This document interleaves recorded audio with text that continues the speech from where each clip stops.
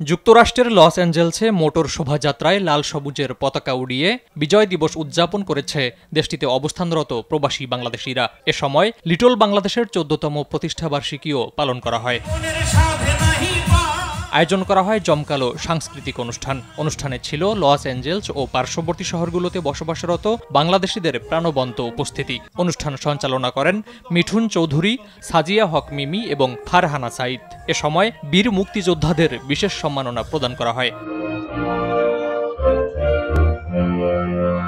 City of loss অ্যাঞ্জেলসের সরাসরি পৃষ্ঠপোষকতায় এক যুগেরও বেশি সময় ধরে এ আয়োজন করে আসছে বাংলার বিজয় বহর নামে একটি সংস্থা। Association of Bangladeshi international students, তাদের পক্ষ থেকে আমরা সবাই বিজয় বহরে অংশগ্রহণ করেছি। আমরা যেন এভাবেই বাংলাদেশের ঐতিহ্যকে পুরো বিশ্বের সামনে তুলে ধরতে পারি। প্রথম এই ধরনের প্রোগ্রামে অ্যাটেন্ড করলাম, ভালো লাগতেছে। স্বাভাবিক, বিদেশের মাটিতে এত বাঙালি। You are my extended family. I have a lot of Bangladesh community members in the city of Paris. We have our beautiful, beautiful monument, our Shaheed Minar. I just got elected as your councilwoman, so I want to thank you so much. And in this election time, এবারের বিজয় বহরের শুভ উদ্বোধন করেন Los Angeles সিটির council women হেদারহাট।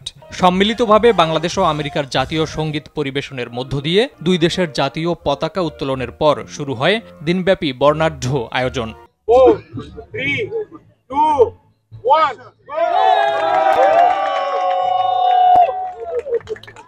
এর কারণে আজকে আমরা এই বিজয় পেয়েছি, তাদেরকে আমরা গভীর শ্রদ্ধার সহিত স্মরণ করছি।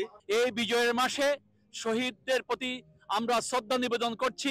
আমাদের ৫৪তম বিজয় বাংলাদেশের, এবং আমরা আজকে ১৪তম। দুপুর ২টায় লিটল বাংলাদেশ এলাকা থেকে যাত্রা করে লাল সবুজের পতাকায় সজ্জিত ২ শতাধিক গাড়ির বহর। এ সময় রাস্তার দুই পাশে দাঁড়িয়ে করতালি দিয়ে গাড়িবহর শোভাযাত্রাকে স্বাগত জানান বিভিন্ন দেশের জনগণ। লিটল বাংলাদেশের বিভিন্ন স্থান ঘুরে গাড়ির বহরের যাত্রা শেষ হয় লিটল বাংলাদেশ চত্বরে।